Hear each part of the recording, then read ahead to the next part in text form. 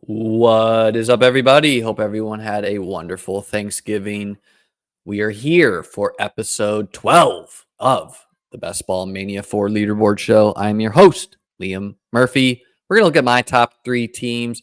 We're going to look at Justin, our guest today, top three teams. He auto-drafted his team, so he's a different process than most of us. We're going to break down the top scores of the week and get into it all here. Let's rip it.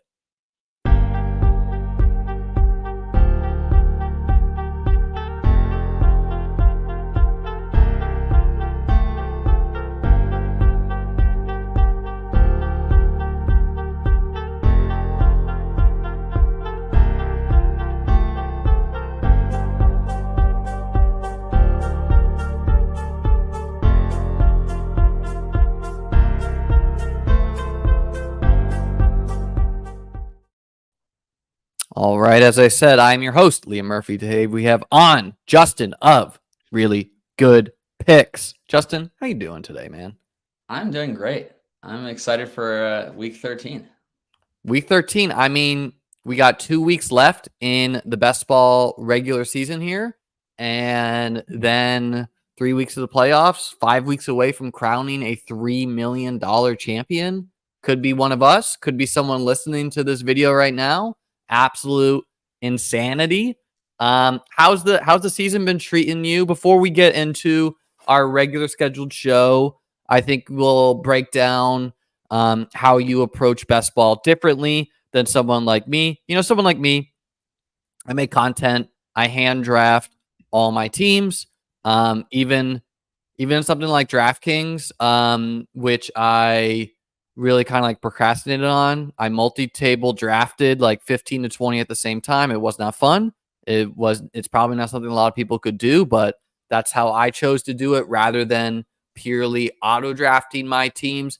You are much more of the auto draft stance, just of the stance where plenty of people have this take in best ball, which is, hey, get a team to the playoffs. That's all I can really control. And then we'll let what be happens, and the more teams get to the playoffs, the better you're going to do.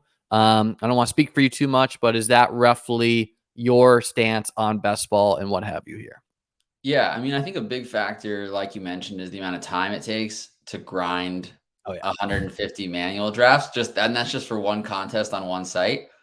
So I thought before I go down that road, about 3 years ago, I thought, let me do my own research on this. You know, everybody's kind of following the group think. Let me do my own research on whether I really think that it's worth manually drafting. And what I kind of concluded is that in the weeks where you have to have a specific stack to win, I'll just accept defeat. Like, I don't think there's that many of those weeks in a season where there's no way to win without a certain quarterback score. Because really all we're talking about is quarterbacks, right? Because like I'm going to naturally stack up a bunch of offenses. Like I full faded the Seattle offense. I have a ton of the Dallas offense. So the problem would really just become that I would like my top team has Lamb and Ferguson with no Dak. So it's like, how much would Dak have to score for me to be screwed with a guy like Allen or Lamar Jackson as my top QB instead? And I decided that the delta from the top QB score of the week to the average of the stud QBs is only like 5 to 10 points. And that I can live without that and be so unique in my builds that it probably offsets what I lose in expected delta from QB play. And so I do think there's something to be said for like running back your week 17 stacks. But I think to sum it all up in one sentence, I think the biggest mistake that everyone's making is they're thinking it's like DFS. And in DFS, your lineup should be really correlated most of the time because every player matters. And that's just not true in best ball. Only 8 out of 18 of your players will matter. So I don't think they need to be very correlated because it just doesn't matter. That you can have a bunch of one-offs that fill your 2 running back spots and your 3 receiver spots. And if you look at some of my top teams, that's how it's been. It's just like Lamb, St. Brown, and Keenan Allen are just filling my wide receiver spots like every week. And it doesn't matter what the quarterbacks do. I can have Josh Allen without Diggs. Allen can go for 35. Diggs can get 20. It doesn't matter because I'm going to get 20 from somebody else. So that's kind of been my philosophy for the last 3 years. I won 100K the first year I did it. So I was like, got to run it back. And then last year, I was in position for a big takedown. I don't really talk about this much because I don't want to seem like I'm complaining, but I had a full Bills-Bengals stack that just so happened. Who didn't? There are thousands of people out there with the Bills Bengals who would have won So tournaments. I think I ended up cashing like 5 or 10 grand, but I was telling my wife, we could win $1 million. If Allen and Diggs go for 30 each, we're going to win $1 million. And so I had the top Allen Diggs remaining team in the final last year. And obviously just had to accept in the BBM3 finals, you mean? Yeah, I think that was BBM3 that I had that. Yeah, it was. Because it was the biggest underdog one. So yeah, it was BBM3. And so yeah, I was that would have been 2 million if you were live for first. No, I was live for second. I think to get first, I would have had to have like 35 from T. Higgins as well. So I was kind of ruling that out, but I was thinking 30 from Allen and Diggs, very possible. With a backdoor for Higgins, maybe in a shootout. But anyway, I mean, after the first quarter, I was already like, I'm not getting 35 from Higgins. But let's try to pause, and just because you said a lot, and I doubt everyone out there is following all of it. So basically, what Justin is trying to say is he does not believe he's giving up enough of an edge for either the playoffs or week 17 or just overall drafting by auto drafting all his teams somewhere around late August when his information is best and when the worst drafters are out there, right? So it's not people that have been grinding content all year. You got people who are going to be taking Aaron Rodgers in the 3rd round because they like the Jets. That's a good point that I forgot to mention is that what you're losing in equity, you're gaining in how bad the lobbies are. Sure. And, like I have almost no teams at all that are in 11th or 12th. Like it's just almost impossible to be as bad as some of these people if you construct your team correctly. Yeah. So just trying to sum up the rest of it, he's an argument that he has heard against his strategy is that people say, well, you're losing out on stacks. And what he's saying, and I agree with this, is the quarterback is the most replaceable part of the stack. And, like, for example, when I won Best Ball Mania 2, I had Jamar Chase, who scored 50 points. Joe Burrow was the top quarterback that week with around 35, whatever, I don't know. And my quarterback was Josh Allen, who scored 24. Now, that 10-point delta, the change between the two, was not enough for me not to win the contest. And I will state full here, I don't fully agree with everything Justin has to say. I do think, advancing teams is a different thing than maybe, you can build teams that are structured well and advance, and maybe they will lose out to someone like me who is doing the same thing, but also maybe trying to do it in a more thoughtful way for the playoffs. I'm not here to convince anyone on that point, nor are we really here to dive fully into that.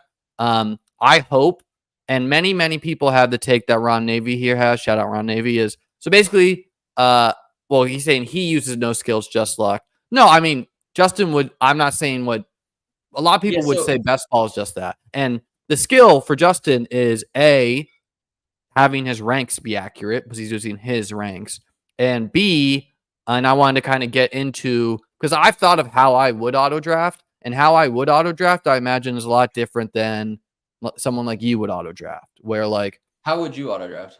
How I would have auto drafted this year is I would have basically ensured I gave up the 2nd round player pool and just got Josh Allen or Jalen Hurts, and so I would have like put, like, my rankings would have been like Diggs, AJ Brown, Allen Hurts, or some vice versa of that. So basically it's like I'm going to have a lot of teams that are Diggs Allen by accident, by auto drafting. I'm going to have a lot of teams that are Hurts, Diggs Hurts, whatever, that combo. Just saying, hey, I'm going to run 150 elite quarterback teams.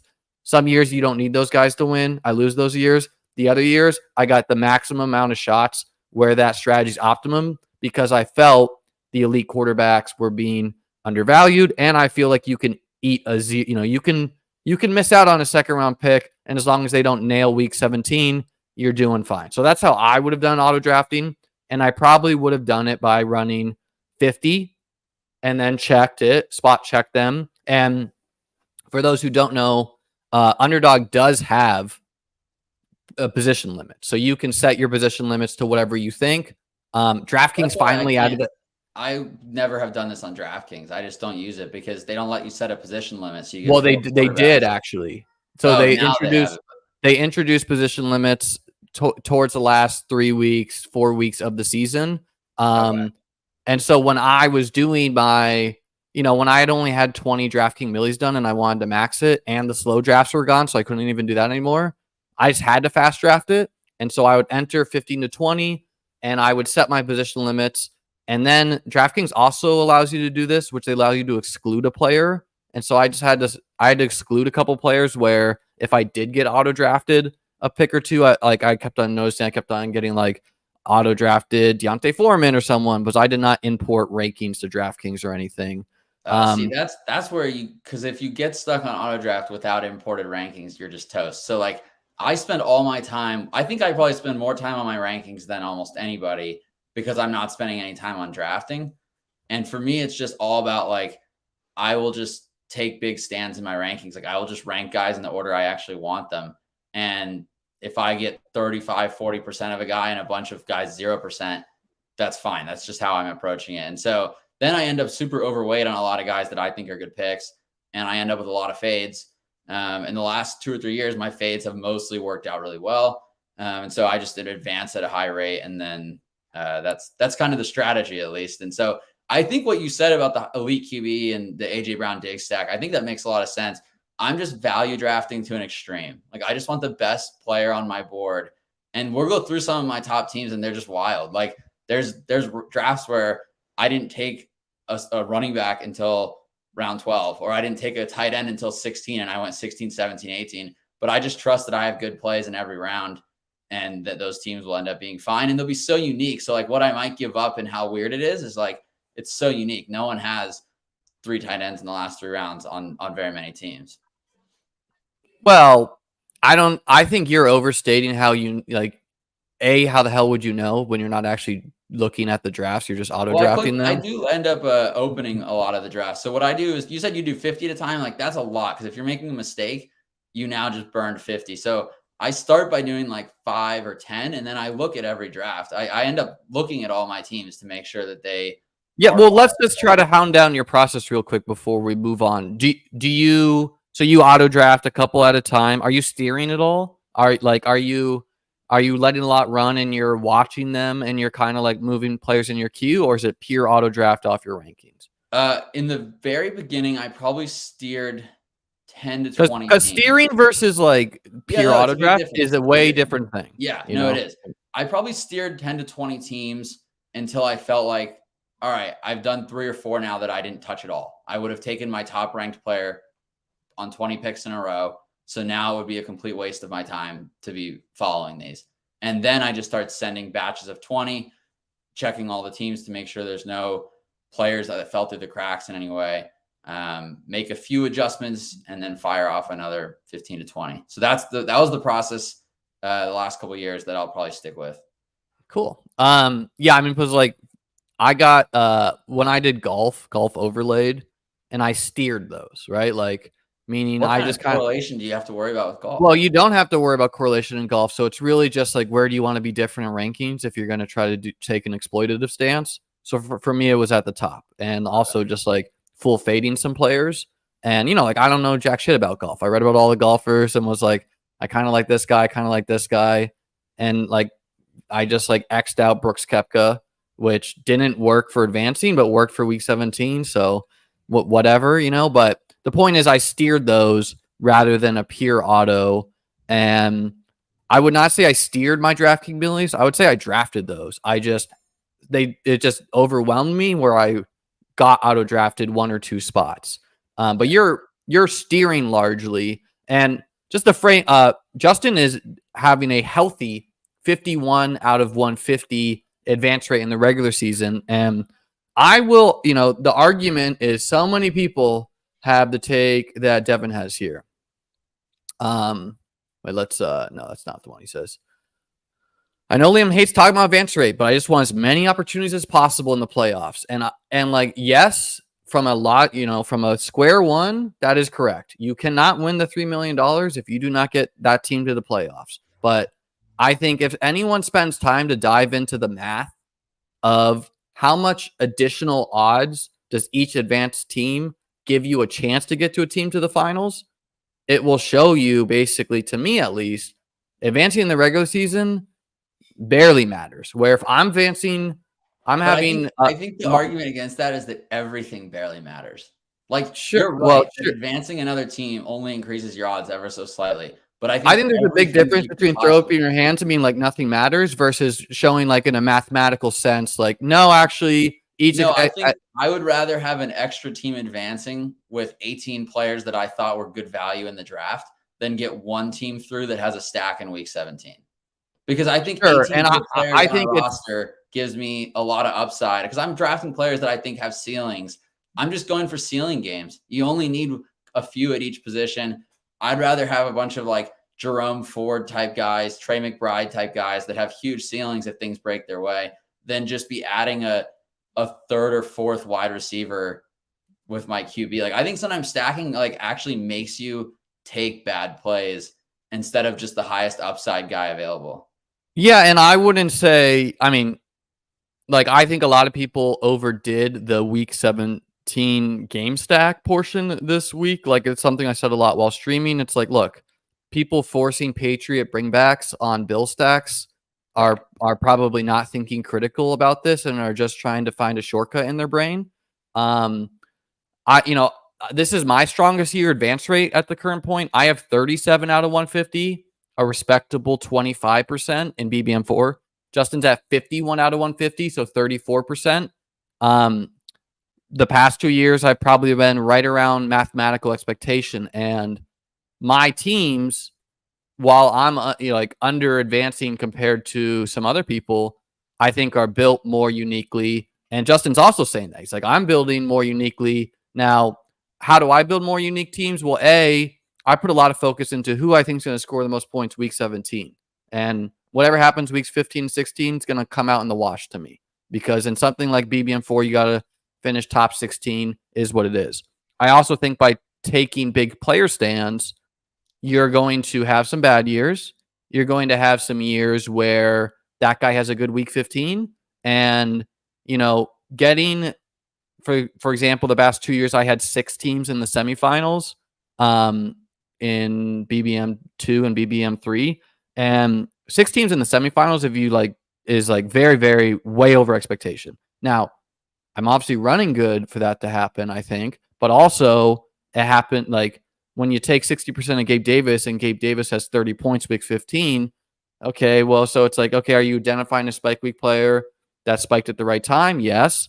But, it just says that it goes to show you that if you're taking big stands, and Justin's doing that also by having rankings, it is, you're going to have some really good playoffs sometimes, and you're going to have some bad playoffs. And I think people think they can just like build to win every year. But if you like take a big stand, for example, I have 50% Dalton Kincaid. If Dalton Kincaid goes off week 15, it's like, holy shit, like I might have 40 teams in week 16, and I might get 5 teams to the finals or whatever, something that is insane.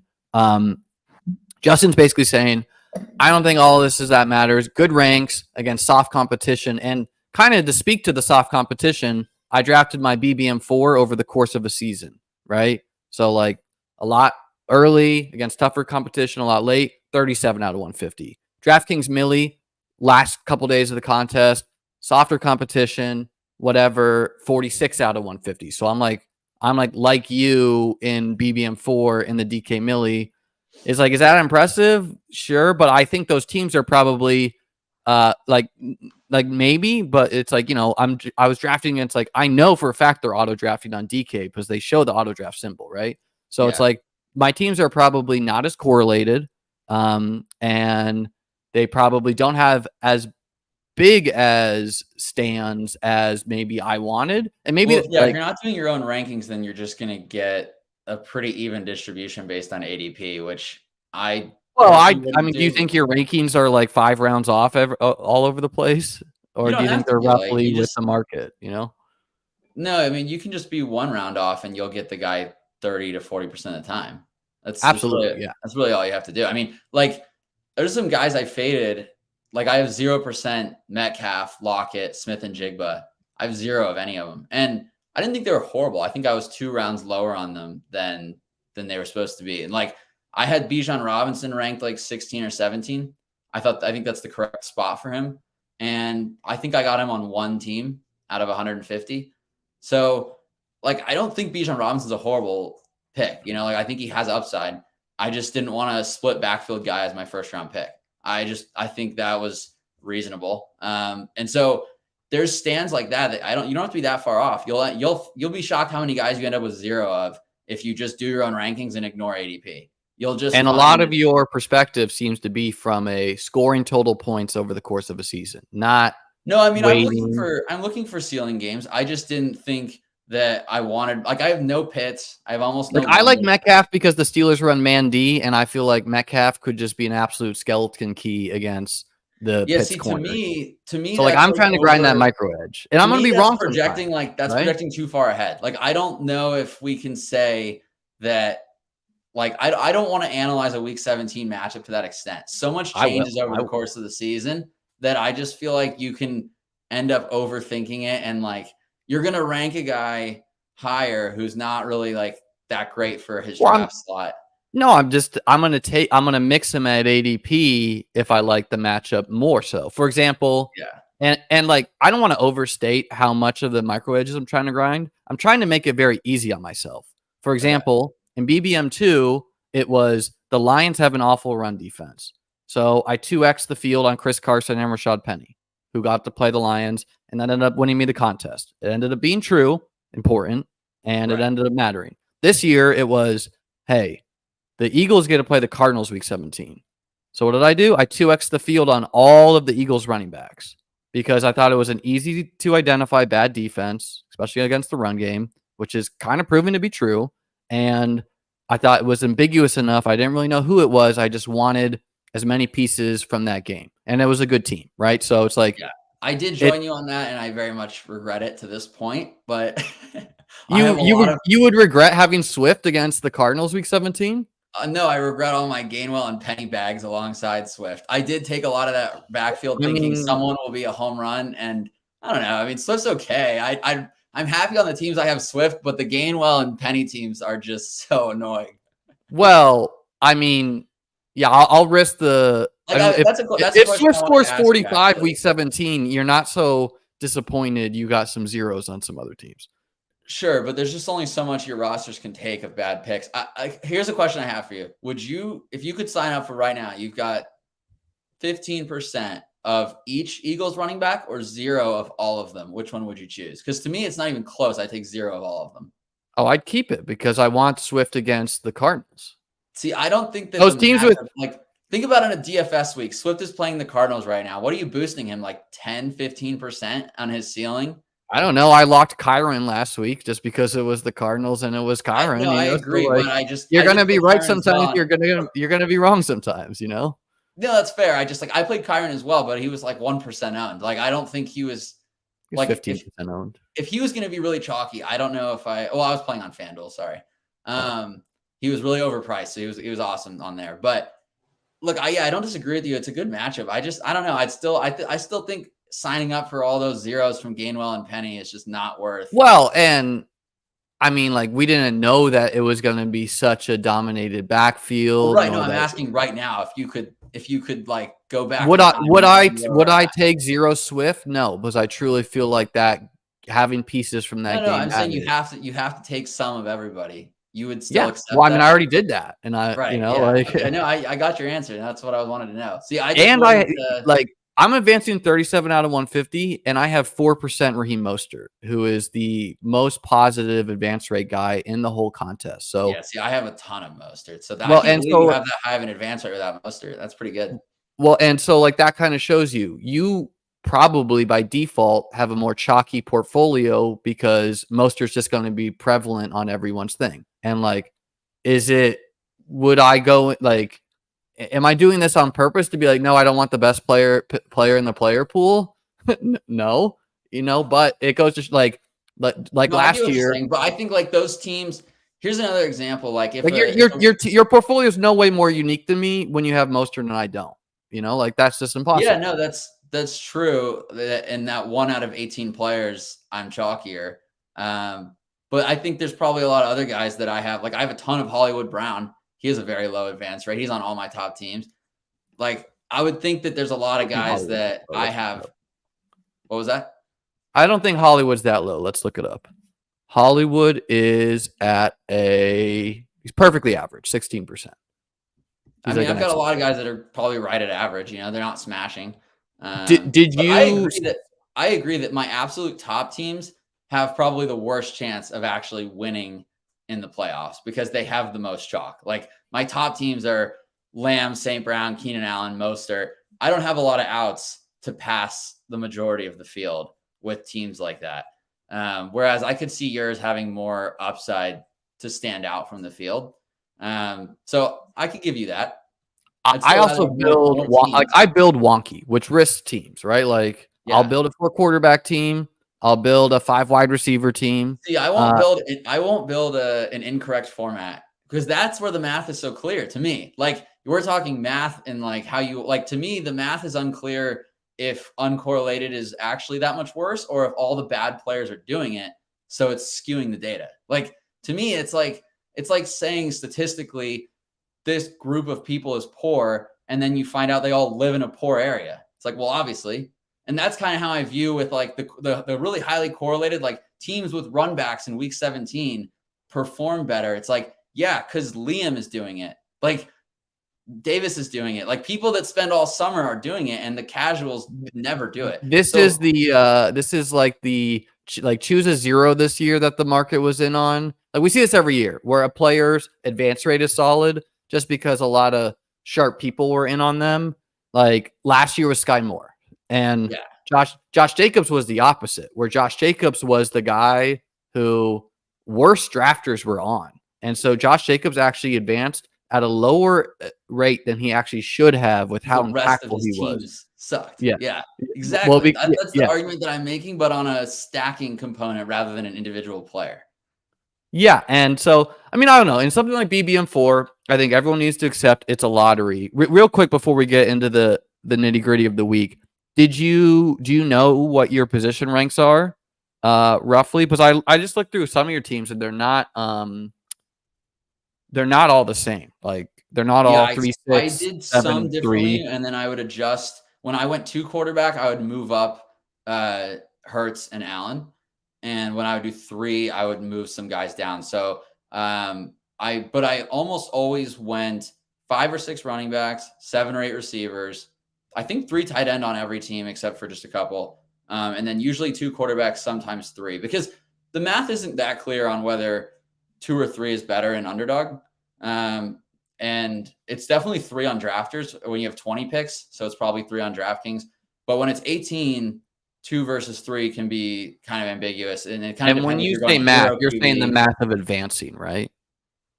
And your odds of winning, but yeah, mostly advance rate. I mean, how are you capturing odds of winning? Like that's a difficult. How is your dependent variable odds of winning, and like what's your formula to predict odds of winning? Like predicting odds of advancing is a doable how high of a ceiling a team construction will have in an individual week. I'm not worried about week 17 specifically. I'm just looking at individual weeks. Yeah. Assume every individual week is the championship. How often do you need this build? How often do you need this type of construction where like stacked versus unstacked, multiple QBs?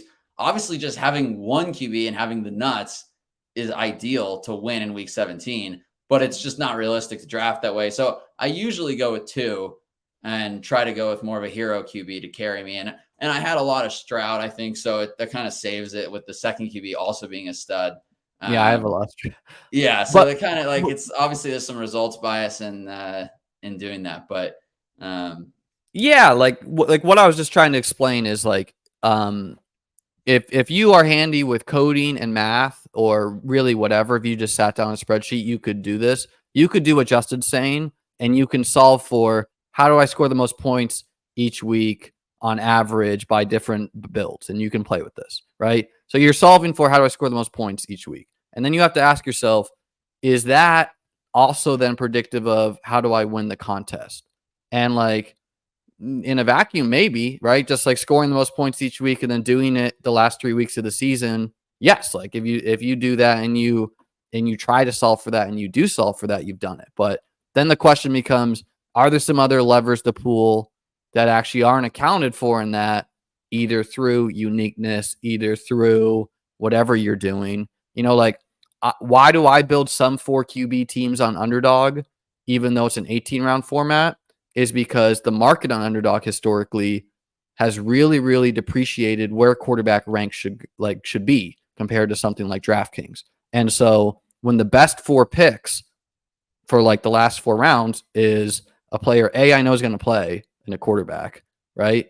And so then it's like, well, I think I could build some good teams when I just go like, I hit my 5 running backs, I hit my 6 wideouts, I hit my 2 to 3 tight ends, and I just end it with quarterbacks, right? And yeah, like when you hit CMC on that team and you hit Mostert and you hit the right guys, or you go AJ Brown, Amon-Ra, Keenan, whatever, and then it's like, when you get to week 7, because you say you're not really concerned about advance rate. To me, having 4 QBs would be more likely to help you advance with a high floor every week. And we get to week 17, I would rather have just Josh Allen than have a combination of Bryce Young, Baker Mayfield, Kenny Pickett, and Sam Howell. Like, I think I would take just Allen to outscore all 4 of them. At least when you can say like 4 QBs, someone just said 4 QBs is gross in the comments. Like, I respect your game so much, Liam, that I don't want to say anything you're doing is wrong. I mean, I did 3 teams out of 154 QBs. All right. So I don't want to overstate. What are you hoping for when you get that team to week 17? I got like 3rd in the puppy with a 4 QB team, right? No, I know, but you said you hit on everything else. When you got to week 17, were you happy you had 4 QBs, or did you wish you had like 2 and you had some more depth? I don't I don't agree with the premise that 4 QBs is more optimal for regular season. I think it's actually like, and I mean, I don't know, it's a complicated equation between do you need the bullets at running back, wide out, tight end, whatever. But it's actually like you're going to be able to get in a low-owned quarterback. Now, how often does that quarterback separate, whatever? But again, it's like you just hope to draft the nuts at the other positions, and you have to keep the market year to year. So this year, Kyler Murray was a last-round pick. Sam Howell was a last-round pick. These were guys I thought who had like rushing upside. Kyler, I really get why you'd want more QB depth. Yeah, it was like most of them had Kyler. Like a guy like Pickett, for example. I just felt like, or like, no, yeah, you go like Bryce Young, Stroud, Howell, and Kyler, and now you've mixed in enough uncertainty and upside. No, those are all the hits, but like, I guess like the guys I have like 0 of are like Mac Jones, Baker Mayfield, Jimmy Garoppolo, and Pickett. And when I see the 4 QBs, I have none of those guys either. They usually have a lot of those guys, and that's where I'm always telling people like, these guys aren't going to win you. And like their best week is going to be like the average score for Jalen Hurts. So it's just. But you're arguing against yourself right now because you started with the quarterback's the least important part of it. You can replace those points as long as you get the staff. You just need a good quarterback. That's my point. Is that like if people are wasting a roster spot because they drafted Deontay Johnson and George Pickens, they're reaching for Kenny Pickett to make sure they complete this stack that you'll never need. Like Kenny Pickett's not going to score 40, and you're going to be like, oh my gosh, my 26 from Hurts is killing me now. That's my point, is that like I'm totally in to stack up on a team that's bad. Like I have a bunch of Panthers receivers, but that doesn't mean I want a bunch of Bryce Young. But I'm with you somewhat more. And again, like I didn't do a lot of 4 QB teams. We can look at them. Yeah, I want to see your 4 QB teams. Actually, really cool. I wanted to mention some resources that Patrick added. If you're not in my Discord, the link to join is in the description below. This is pinned under Best Ball resources, but Patrick both added how many points you are now ahead. So before this was a missing point of info where if you just looked at your teams, you can only look how many points behind it is. But now I know like this team is negative 0.3 points ahead. So it's no lock to make the playoffs. Whereas like this team is 80 points ahead with 2 weeks. It's probably going to make the playoffs. So you can look at that. On desktop, you can also see the site is so good. Yeah, it's so awesome. And then if you click show/hide roster options, he's added all of this. So you can look at we can look at my team with at least 4 QBs, and we can look at them. So I drafted 3. My top team is actually like pretty good, 14-43, but it's in 3rd and it's 56 behind. So it doesn't look like it's going to make it. And let's see how I built it. I kind of built it with wide receiver. Like, it has enough hits. I'm kind of surprised it's not making it, but that could just be like the teams I'm facing got all the nuts. You know what could be the problem?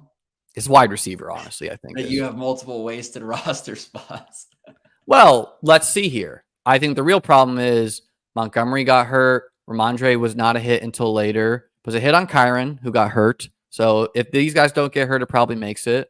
And now you could argue by building like this, you're not building yourself the reprieve from an injury. I was going to say, because this is a lot of hits. Like, Montgomery is honestly a great. But at running back, at wideout, it's not, right? Because it's like A.J. Brown and Amon-Ra. Yeah, those were like pretty locked up. But Jason, those are not good. But Rice, you just need more wideouts. See, I would never have a 6 wide receiver team. I don't think I can win with it. Well, I know it's possible. Show me a team with at most 6 wide receivers. I want to see the build because it's okay. Well, let's look at my one with 5 is in 2nd. So, like, I mean, we're being a little results oriented here, right? Yeah, no, for sure. I'm just. Why did I go 5? Why did I go 5 wide receiver on this? Because I want A.J. Brown, Lamb, Debo, Watson, Gabe Davis. So I started my draft with 5, and when you do that, to me, it's a mistake to keep on chasing wideouts in the other rounds, as long as these guys are hits and don't get injured, which is maybe not something I was equating enough, but by going 8 running back, it allowed me to carry J.K. Dobbins. I don't know how this team is advancing. Well, it's advancing because it has Kyron. Charbonnet's done enough recently. Chuba's done enough. The Purdy and Dak are massive hits. Kittle has been a strong win. And then the A.J. Brown's CD Lamb combo lets you do pretty much whatever the fuck you want as long as you get enough points. How many points does this team have? 14-19. It's a good score. I can't. Okay, wait. There's a guy in the comments that says let's look at his 4 QB team because he's in the top 2,000. Well, let's look at just to show, because 6 is something I did a lot more. Okay. So I did 35-6 teams most, and I'm advancing 20%. So I would argue that these teams were tough to advance, right? Because yes, I'm not taking running backs early, and you need to hit on the Kyron, the Mostert, the Warren, the whatever. And when you hit on year for that, well, I mean, that's some of that's a year-to-year thing. Some of that's are you willing to sacrifice advancing a team for a team that's built more uniquely by default because it was hard to advance, which is maybe what I'm trying to do here. But like, here's an example of a 6 wide receiver. Again, it had to do with drafting wide receivers early. Clearly, I thought like at least one of Flowers or Bateman would be a hit. Kind of didn't. When double elite tight end, that's a common feature, I would say, of my 6 wide receiver teams. I still end up with a 3rd one because you can always flex them. So to me, like, I just take 3 tight ends every time because I feel like the tight end pool to me is the most predictable. I think over the last 3 years, that's been my strength, is just smashing tight ends. So I just take 3 no matter what. Even if I go Hawkinson and Andrews, I still end up taking like a Logan Thomas at the end. I just feel like that's the position that has the most late round starters. Whereas you're taking shots on like Justin Watson from the Chiefs, which is a bad example because he's good now. But I just feel like I don't really want to be like reaching for like those type of guys, and when I could just take a tight end 1. Well, I think this is something I actually have spent quite a bit of time thinking about, because I ask myself, when I show up in the playoffs, what do I want? Or if I show up in the finals, what do I want? And part of me really does think I want 3 tight ends just because of how high variance it is. But it's not as simple as just saying that, right? Because you're also saying you're going to have one less dart at wide receiver, one less dart at running back. And those are really the positions that you're caring about. So it's the question of, how do you value hitting on a Logan Thomas pretty often, or hitting on a Ferguson, or take your pick of hits? And we're ignoring the bus here. We're ignoring the Knoxes. We're ignoring the Hurst. Versus risking not having a Kyron, risking not having a Puka, risking not having, insert other late round hit here that people like. And so it's really easy for people to say, this is what I want, but it's not so easy to be like, but am I considering the whole roster and what I want? And for BBM2, I drafted a lot of double mid-round tight end and stopped there.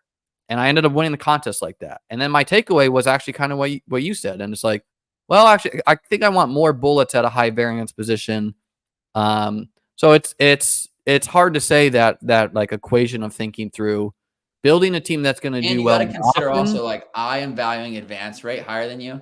So that third tight end, like, if they go off, you flex them. Like, I get so much, when I look at my teams, I get so much more season-long points added, like points contributed out of my 3 tight ends than the teams where I have like an 8th receiver and it's like Richie James. Cause like there's like one hit in the 18th round of wide receivers and then there's a bunch of busts. Like that's typically how it goes.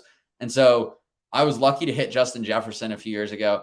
This year, I was not on Puka. I was taking Tutu Atwell on that spot. So I just find that to be a much harder spot to hit. Whereas I think the 18th round tight end is typically a lot easier. And I think you agree that it's easier. It's just about what you want in the end. Well, it's also you have to consider the market year to year, because I think the past 2 years the market was really bad with tight end rankings. Right. I would say this year there were, and I saw your tweet about how the market this year was just giving away Laporta and giving away Ferguson. Like it was just, and Kincaid. Like I know I can always get you with a Bills guy. I know that you're on board with taking those undervalued tight ends. Well, it was just people would parrot a very lazy take of, so you can see Justin did at least 3 tight ends on 143 of his teams. And I don't think I ever have 4. I think I did 3. Oh, let's see if you did 4. See if I ever did 4. No, you did not do 4. I did 4 on 10 of my teams, advancing 2 of them. Kind of to your, like, 4 tight ends, same thing as 4 quarterback, probably better, where it's like, hey, you nail the other positions. We can look at my top team with 4. It's like, yeah, you nail everything else, and 4 tight ends that you hope to hit your roster. And like, if this is Trey McBride, it's better, but it's K. Dotton, whatever. He's at least hitting the field. It can work. It is very interesting to look through this. You guys can. It's Justin. His name's right here. Macmahan. No, I said that again wrong. Macmahan. I'm sorry. I keep on doing Vince McVaughn or whatever, the guy from the WWE. But you can look through our usernames and you can kind of click through this. I did at least, or let's see, I did 2 tight ends compared to you on 68 of my teams. I'm advancing 30% of those. You, at most, did 7 teams like that, which checks out. And I guess you did one tight end team. No, you did not. I think 1 tight end is never viable. Some people used to argue that with Kelsey. You can't go. I did a couple of teams with QBs that had the same bye, but that's as extreme as I'm willing to go on doing something that's like sacrificing a lot of regular season leaderboard, because a third of the prize pool is the regular season leaderboard. So I'm just like, I'm playing for that, like I'm also playing for week 17, but I think that's the biggest thing. People did not adjust anything in their process to the fact that a third of the prize pool is going to the regular season top teams, which I had a lot of teams in the running for that. Now I'm kind of down to 1 in the top 100. Do you think that is something you can very actionably plan for? Because to me, it was like, I really don't know what I can specifically do other than to draft the guys who score the most points, which is not exactly a strategy. Draft the guys that score the most points. That's not an actionable strategy. No, it is, because think about this. Every time you reach below the top ranked player to correlate something, you are now sacrificing the guy who scores the most points in your projections. But that's not the argument. The argument is, how many times did you hit on Keenan and Mostert and insert whatever guy you had to have a high drafted team? And it's like, but that's the thing. Those were the guys I was most above on ADP, because I thought, how could people be drafting unknowns ahead of Keenan Allen, who has the most receptions of all time? Like, what? Why would we just be ignoring it might be a year-to-year thing. Maybe you'll have really good years, really bad years. I just wanted to show real quick before we jump into the week. I did 2 1 quarterback teams, both advancing. Wow. I guess You did one. Probably an accident. Both of them are Josh Allen teams. That helps, obviously. So this one, an Allen, Pollard, Cook, Javonte, Achane, Gainwell, Spears, Chase, Kirk, Addison, Gabe Davis, Rice. Like, a bunch of zeros here. I ended it with Trent Sherfield and Hardy, who, like not even Shakir, Right. Hawking, Kincaid. Hence the problem with stacking. I bet you wouldn't have taken them if you didn't have Allen. Well, no, obviously, like I'm trying to build in a low-owned guy who could fall in the end zone twice week 17, right? And like you got to weigh that bet versus a Kyron versus. Don't you think you could get a low-owned guy who could fall in the end zone twice on any team? Like, why does it have to be with Josh Allen? But well, because I just think Josh Allen's like, got a big arm, so it fit the bill to me, as like a guy that no one else big arm to throw to Deontay Hardy with those routes. Well, I mean, Deontay Hardy's not even active anymore. You're hitting on a sore spot here. I drafted Deontay Hardy thinking he'd be far more involved in a screen pass a game. Well, this has been a fun discussion of philosophies. We're not going to end it by any means.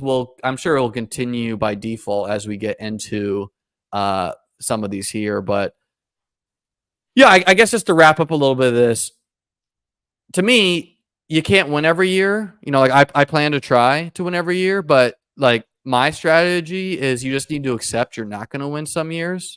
And like I accept when I take a big stand, I'm not going to win some years in very top heavy contests. So be it, Justin's strategy seems to be more of, if I draft late August, I'll have the best info. If I advance as many teams as I can, I'm going to have the best shot I can, and whatever else comes out in the wash. Maybe maybe that's underselling it a little bit. You're also weighing, I'm sure, playoffs week 17 a little bit. And yeah, I think both strategies can work. It would have been interesting if I actionably drafted all my teams in late August versus just. I was going to say, what's funny, if you show the team that I have one QB, it's probably one of my only teams I manually drafted.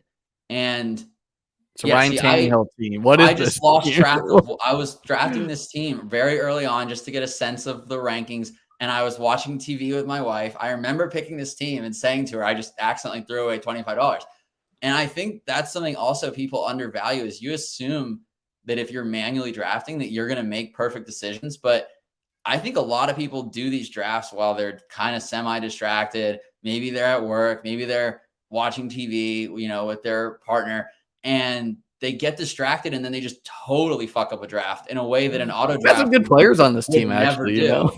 I mean, I'm. If this was Will Levis, maybe, Yeah, I don't know what, like, this team actually is not the worst team ever, but like, obviously it's totally drawing dead with no quarterback. And Mostert, yeah. I feel like, no Mostert. I think this is it has Mostert, but I think this is the type of thing that people don't think will happen to them until it does happen a few times. And you're just throwing away those entries. So I don't know. You seem like you're very focused when you draft, but I often draft from the couch. And if I get sucked into a conversation, no, I'm definitely doing way more what you're like. This is like late night multi-tabling, watching movies, watching TV. Sometimes it's just like can't fall asleep at 3 a.m. Drafting in the hot tub. I'm just like going on a walk. The sun hits me right. I'll rip a team. I don't understand how it even let this happen though. Like, how did it allow me to take just one quarterback? Wouldn't it? Well, you probably were playing. You were probably in the process of playing with your position limits, or didn't have them set up yet. Oh yeah, that's probably it. Is my guess. And you can look at our. You can just like look at the date drafted of ours, and to kind of see like this. I know this is filtered here, but you can kind of look at that to see. Justin Dahl, his late August. A lot of mine were not late August. Like, I don't know. This is showing the whole leaderboard. Like you drafting late August, did you have a chance to build a team with these types of ADPs with Keenan in the 5th? Like, probably not. Like, and you're just accepting you won't have teams like this or Sam Laporta in the 15th round. Because I feel like whenever you open a team like this, even the sharpest guy in the world will have a totally like wasted pick or a pick that went the other way. Like Kirk, I don't think he's really worth that ADP. Akers probably drops. Akers definitely isn't as the summer goes on. So like it's almost impossible to get all the risers. You end up getting some fallers, and this team dodged it, but you get some injuries. Like guys just get cut or they get hurt. And that's where it's just like, Akers got hurt in the season, but yeah, I think that like I did a couple of teams that first year 3 years ago that I drafted in June or July, and they already had a dead roster spot by August. And I thought there's no amount of ADP gain that offsets the loss of a whole roster spot. Yeah, I don't know. Because like this team's another example. It's got Nico Collins in the 13th, probably closer to a 10th round pick when you're drafting, but it does have some zeros. I personally think you can eat a couple zeros, but let's get into breaking down the week. Excited to see how things go. How have you got one team to the finals last year in BBM3? Mm-hmm. How many teams did you have in the semifinals? Do you remember? I don't remember. I know it will tell you in the app. You can check your results if you were really curious. Okay. I don't remember. I think I was sweating 2 or 3 teams, and I got 1 through, which is good. That's good. That's run good. Yeah. All right. Anyways, breaking down the week, Josh Allen kicking things off with 41 points, absolute monstrous performance. We should mention Bymageddon is officially here. So this week we have the Bills, we have the Ravens, we have the Giants, we have the Bears, we have the Raiders, we have the Vikings. Next week is the Cardinals and Commanders. So I'm interested to see how much things are going to shake up in advanced rate. Could be a lot, the specifically the CMC teams, the Tyreek teams like that are probably a little bit understated, already having had their bye compared to Diggs teams, compared to Hawkinson teams, whatever. Hurts, Prescott, Stroud, all crossing the 30-point barrier. Just a really big week for quarterbacks as a whole. It was kind of a fun week of football, especially with the Thanksgiving slate. QB 12 on the week. Russell Wilson. Yeah, I mean, I don't know. He is what he is. Jared Goff here, 18. Anything sticking out for you for the quarterback scores this week? Yeah, I think what stands out is that how much people talk about how you need Dak and Stroud. And it's like people are saying that on a week where Allen and Hurts beat him again. Like, it's nice to have them, but if you have Allen or Hurts, you almost never use anyone else's score. So yeah, I just think that's what stands out to me is looking at this. Like I heard so much about Stroud and Dak. I didn't hear anything about Allen or Hurts, about how great they are and how you need them. But they're the top scorers. And like the delta between Allen and Stroud is 10 points. That's a way more than Stroud and that whole next chunk of guys, So I think it's just interesting. Like I think it's awesome to have Stroud and Dak. It's just interesting to see that. Well, what's really awesome is you can have teams with Allen Stroud, Allen Dak. Like specifically, I have a lot of Allen Stroud, Hurts Stroud, just because to me, when you spend it on elite, you take your second guy late. But some good points from you there. Of course, what's helping Allen Hurts this year is there's not many second round, third round picks you're missing for the quarterback cost.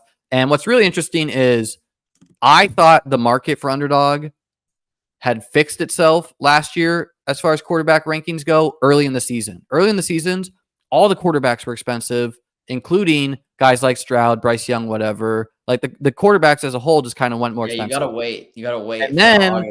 And then the content creators, and then like some people that didn't like elite quarterback, didn't believe in it, got in people's ears. Or I guess it's the casual crowd likes players more than quarterbacks. Yeah, I don't know.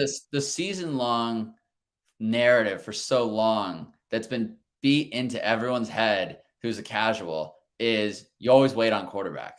Well, I think it's also when people are hearing like you gotta get Jalen Warren, you gotta get Nico Collins, you gotta get these risers. What they're not thinking is like what just happens is like the quarterback falls. So I was shocked because I spent about a month in Vegas, and I was shocked to come back and be like, oh wow, like, and Anthony Richardson fell a lot after rising. I was like, wow, the market is really wrong again about the quarterbacks to me. And I thought it was silly that the elite guys, specifically like anyone who thought Mahomes should go ahead of Allen Hurts, really needs to revisit their process to me, because it's just as simple as a guy that gets there on passing is way more attached to how good his team is versus guys who we expect to score rushing touchdowns. Yeah. Which luckily I have no Mahomes, so you did not offend me, but I'm sure there's some people in the comments that are not going to appreciate that. I think I had one Mahomes team, and I probably have one, but I had him ranked below. When you had him ranked below Allen and Hurts and his ADP was the highest, you almost never get him. So That was I think I got him once or twice. I don't know why. And if he has a great week 17, we lose, and that's okay, you know? But he's probably not likely to separate. Moving over to running back, I mean, on the thumbnail, and a big reason, like, actually, I think I'm under advancing Kyren Williams. Like, let's see. I drafted 25 Kyren teams, which is like really high for Best Ball Mania, he was like more common on DK. I'm only advancing 32%. He as a whole is a 33. Okay, so I'm about expectation, but still a little low for a guy who's been smashing. Now he did get hurt some of the weeks, but Kyren Williams, man. I wish that Underdog was 20 rounds instead of 18 because I like the 18. I like the difference. I had Kyren at like 201 and there's 216 picks in a draft, and yet I got him only once. Well, and this is a problem with rigid rankings and why I encourage people like, well, I could just have moved him up, but I just ended up with way more. I mean, I ended up with more Jerome. Well, you believe in your rankings, which I can't complain about. But yeah, I could have moved him up more if I really cared. It's like that's on me. But I also was like, wow, I guess only the top 200. Like you don't go all the way to 216 because other people are taking shots on guys that aren't in your rankings. So it really only matters what you do, what you rank up to like 185, 190. Anyone in the 190 to 200 range, you almost never get. Well, and I mean, I fall victim to this too, where like I have no Devontae Adams because I thought he was a bad pick. But if Devontae Adams was after Saquon Barkley in drafts, just ahead of Jalen Waddle, I would have had a lot of him. So I am rigid too at some parts of my rankings, specifically the top of the draft, where I'm just like, no, this is the right pick, and this is the wrong pick, right? Where it's like, I have no Kelsey, I have no Eckler, which were not comfortable fates, right? Like I think I thought Bijan could easily sink me. He still could sink me. That one I wanted to at least 8% because it's like young running back going top whatever. But no, he always was fragile. But no, this is like one of the easiest things you can do as a viewer there is if you draft on DK and Underdog, you're going to notice you take some guys in the 19th and 20th round that you don't take in 18-round drafts, and simply stop taking the same guy every time in 18th round, Darius Slayton, whatever, and scroll a little bit down and get the Kyren. That's my biggest adjustment to my process is that the first 15 rounds can be pretty statically ranked, and every 25, 30 drafts, I need to rebatch my rankings for rounds like 16 through 18. Like I just need to bring in new guys because I don't need 38% Hayden Hurst. Like that was way more than I really intended. He just was my highest ranked tight end in that last round. So I just kept getting him because I needed a third one. But yeah, if I had re-ranked the final rounds a few times, I would have less Jerome Ford and Singletary. I would have more Kyren Williams. And I regret how much like Slayton and Chark I have because those were my guys ranked above Kyren that just kept always getting picked. So that's the biggest mistake. I agree. And sometimes when you week 17 stack, like if you're taking Miami and you're not doing this, you're going to land a Gus Edwards, not because you love Gus Edwards, but because you like the week 17 stack. And so you're going to fall into some good players. I'm not trying to win that way. Like I thought Gus Edwards and Jake I don't care how I win the $3 million. I will cash the check. Picks. I thought they were all terrible picks. They still were. Gus just hey man, like players run good. It is like and don't get me wrong, I did not see this season from Kyren. What I did know is there's a lot of signs, such as him being inactive in the preseason with the starters, such as literal practice reports of him catching passes and the Cam Akers question marks. When week 1, I picked up Kyren in my season-long league, and I thought I had a lot of exposure to him in best ball because I remember that his ADP was like 260, and I had him like 65 spots ahead of ADP. So I was like, wow, I must have a lot. And then I opened it and I had none. I had one share, and that team is advancing, so at least I'm live. But I have one share Puka, so I'm with you. But I mean, Kyren to me, I think is actually like just straight up legitimately the second overall running back that I would want. What is your this is my rough rankings of top 5, and I want to hear yours. Well, top 5 running backs. The fact that he's low owned is like he's not. No, just straight up who you think will score the most points. And to me, it goes CMC 1, Kyren too, right? Like, how could you not with his workload? RB3 gets more interesting. It's hard to say with the Miami guys what the fallout of that will be. I would say Gibbs is in discussion. I would say Eckler definitely is not. And like I'd say Tony is rest of way based on how he's looking. Bijan definitely is in discussion there. So it gets a little bit murky there. The Lions guys we talked about a little bit. ETN, but you're forgetting goes off every December. Derrick Henry. Oh God, Derrick Henry is not even close to a. No. Derrick Henry didn't even eclipse 20. Derrick Henry with 2 rushing touchdowns was RB8 on the week. Yeah, no, that is not good. A very inefficient outing. I'm not even like the biggest Henry stan, but I do think people forget that he scores single digits every time they lose, and he scores 20 plus almost every time they win. So like the ceiling games are there. Like in best ball, he ends up contributing a lot as long as you have other decent floor running backs that can get you there. The biggest thing that's helping Derrick Henry's advance rate this week is that he's not been an actively awful pick, and whereas like guys like T. Higgins have. And no, I do not think Derrick Henry against the Texans is going to be the key to winning best ball this year. I thought that was a lazy narrative too. The Texans defense improved. I thought was pretty clear. People were just like, Derrick Henry against the Texans. It's every week, brother. It's every year. It's like, no, that's you gotta like look year to year. Where would you have Kyren? What's your top 5 running back ranks? Yeah, I think you're close. I think I would probably have Pacheco at number 2 after McCaffrey, which is unfortunate because I barely took any. You'd have Pacheco, who took an injury to Jerick McKinnon and half the wide receivers being out to give us like his first week over 20. Yeah, I feel like he's just his work. Like Kyren Williams only played 2/3 of the snaps. It'll probably increase, but I mean, he's up there. I don't know. You think Isaiah Pacheco is the 2nd overall running back in all of football, fantasy football?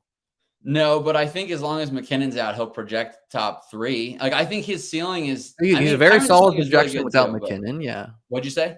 I said very solid projection without McKinnon. I don't like. I mean, off the top of my head, I'd rather have Gibbs. I'd rather have Miami guys. I'd rather have Gibbs' workload is just so hard to trust right now. Like it's Montgomery is being there is just different. Like I don't know. I was a little discouraged, I would say, by how much Royce Freeman played for the Rams. Like I think he got a lot of touches. I think that's just trying to save Kyren a little bit for the Rams team who knows that they need to win out to make the playoffs probably, or win a lot of games. All right, sorry to interrupt. You got CMC, you got Pacheco. ETN is fantastic. I mean, he did get a lot of touches taken randomly by, what was supposed to be the 3rd string running back who's on the 2nd string. So yeah, I don't know. It's interesting. I think there's a really I think it's McCaffrey and then a huge gap and then like a. I don't think it's that big a gap between him and Kyren. Like if what odds would you set on head-to-head rest of season points between them? It's tough because excluding any games where they have a 0% snap share. Like if they're both healthy? Like if they miss a game, it doesn't count, but like average score in games they play. I think CMC is probably only like 65 to 70% to outscore him. And that's like, so like, would you let me bet him at -150 to outscore Kyren? I mean, I already have a great bet on Kyren, so I'm just going to be profiting in real life with Kyren succeeding. I don't need additional. He's on like all my high stakes. If you would be like, I mean, I think Kyren is like legit the RB2, and by you floating out Isaiah Pacheco as like a contrarian RB2 overall, like that makes me only feel better about Kyren. No offense to Pacheco. You're right. There's not a lot of guys that are clearly better. It would have been Jonathan Taylor, but he's hurt. I don't think he was, because he's not getting passes. Because he broke his finger in the first half. He played like 90% of snaps the week before. I mean, he's just not part of the passing game. That's not like he's like Derrick Henry passing levels, whereas Kyren had got 6 catches last week, 2 receiving. I agree. He's awesome. He's a great play. I was all over him in DFS. I'm just like not quite ready to say that he's the RB2, but you might be right. I am having a hard time deciding on who I would actually take over him. Probably ETN. ETN, I would say I would say names I would accept. if before this week, I would not have even accepted Pacheco, but like with the injuries and the Chiefs defense and whatnot, I think he's fine. But like names I was expecting here, Kyron, CMC, Bijan, Pollard, who's now healthier, Yeah, at least Pollard is looking. honestly probably underrated because of how bad he I would have put him at ran. 3, I think. Yeah, Pollard at Pollard 3 or ran so so. bad for so long that people forget that he's not bad. He just had Yeah. such awful luck. ETN, maybe Kamara. I'm not like, I think he's just not explosive enough. Both Lions guys, more so Gibbs though, because Montgomery's clearly fading a little bit. And then like, I don't know. I don't know what you do with the Miami dudes as like but Yeah, like, that's a hard spot. but they're like in the mix for like names that are now outlandish to hear, especially when Mostert is like literally RB2 on the season or something. And other than that, it's kind of like, who even do you say? Rashad White, like I guess, like Ramondre, no, like Honestly, like yeah, you'd probably end up saying someone like Jacobs or Eckler, and Jacob, yeah, Jacob, they're not better than Kyron. You're right. no, yeah, You're right. I think I can't believe that Kyron is that like I clearly can't either.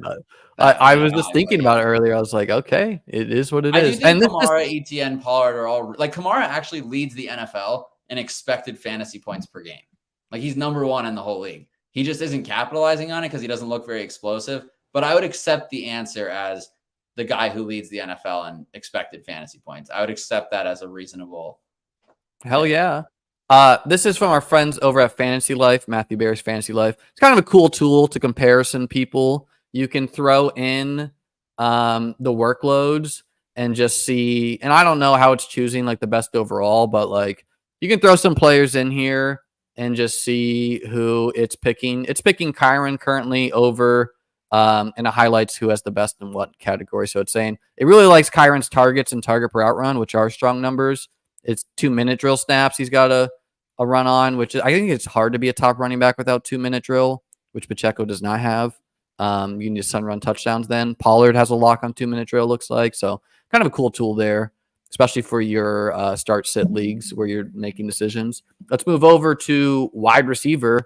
We're going long this week, obviously. We got to look at Justin and my teams too. Mike Evans with 2 touchdowns, surprisingly, wide receiver 1. Tyreek Hill, copy and paste. Rashee Rice, up to 75% snap route, got there. Zay Flowers with a rushing touchdown. Devonta Smith, wide receiver 2s against Buffalo, copy and paste. Nico Collins, Gabe Davis. All it took for the Chiefs to use their best receiver is for everyone else to be hurt. Well, yeah, and Hardman, their backs. Tony, I don't know why they won't just play Rice like a normal wide receiver 1. He's like clearly their best option, right? It's like not even close. Yeah, I don't get it. Like maybe he's not a great real life wide receiver, but when Maybe with the ball in his hand, bad. his like it's a lot of yak, right? Like he's a lot of yard after catch. What sticks out for you for the wide receivers on the week? Nico Collins getting back up there. That's big because people are asking me like, should we give up on Nico? Is it just Tank Dell's team now? And I was like, no, there's definitely room for Nico to continue to put up ceiling games. Like obviously Tank Dell is the top guy there now, but I don't think it's by a huge margin. I think Nico Collins is still very much, I wouldn't be disappointed. Like if I had Nico on a best ball team and someone else had Dell, I would think like, all right, I'm probably like plus 120 to win that head to head, which I think most people would think it's a bigger gap. So I'm happy to see Nico get back up there. Another guy that I think is a league winner is Calvin Ridley. I love to hear that. I got a lot. I think when Zay Jones is out there, and there's a second guy running deep, the safeties just don't roll over to Ridley's side the way they do when no one's running deep because no one respects whoever else they put in that receiver spot opposite him. So if you look at his splits with Zay Jones, it's so unbelievable that I think you ran a poll about this, didn't you? I ran a poll about where we're at on Calvin Ridley rest of season. And, like most people thought he'd be around a 10 to 14 PPR point guy the rest of the way. I voted 18 plus, so I'm technically winning so far. But I mean, that is a round 1 pick. I think that with Zay Jones and with the way this offense looks right now, I think it just opens things up for Ridley. And like, that's a hot take. Like I wouldn't bet him at No, it's a even very money hot take. to go 18 You're plus. saying he's going to be CD Lamb, Right. Stephon Yeah. No, Diggs. I would be like, if I had to choose 10 receivers to be on my team for the rest of the year, Ridley would be in that group. I would say a very underrated thing is the Jaguars' O-line was like way worse at pass blocking than I thought going into the year as someone who has a lot of their passing game. And they traded with the Vikings at the trade deadline for a guard upgrade. So that's probably going undernoticed how that's giving Trevor. Yeah, because Ridley he goes so deep. Yeah, you just need that extra half second to get that deep bomb to him. Ridley also is getting a little bit more slot work. And then also, if they're not going to be using ETN as much, which I'm not sure what the game log was against the Texans, we can look at it. My hunch was that the Jaguars were saving him a little bit for this game, but that's not true. He was, again, down to 60% of the snaps. So the Jaguars are clearly saving ETN, I think, for the actual playoffs, which is going to be a boom to the passing game. And maybe they just decided, because ETN, like as someone who watches all the games, ETN definitely ran hot on some like missed tackles late in the game for touchdowns, which is part of fantasy football, but it's not exactly predictive to be going forward. What about Christian Watson? Like as someone who got a lot of Watson, I love seeing this week. How many more weeks above 20 PPR points do we see between now and week 17? How many more? I don't think we've seen a single one all year. He didn't eclipse 20, I don't think, or maybe he did in PPR, just barely. Yeah, I don't want to. It's going to be confusing for anyone who's been reading my DFS content because I've been all over Christian Watson at his price, but I have like 0 Watson in best ball. I just thought that his touchdown rate was what buoyed him last year, and I thought it was pretty flimsy. I felt like watching his touchdowns. Like I like to go back sometimes and like watch film. Like I know this is such a ball knower like thing to say. Dude, YouTube highlights are underrated, man. Yeah, so I go watch, like, was he the first read? Was this play drawn up for him? Or did he just like luck into a touchdown on like an offsides ball chucked in the air? Or was it just a scramble drill? And like, I don't know, like I felt like the quality of throw that it took for some of his touchdowns is not in Jordan Love's arsenal more than 15 to 20% of the time.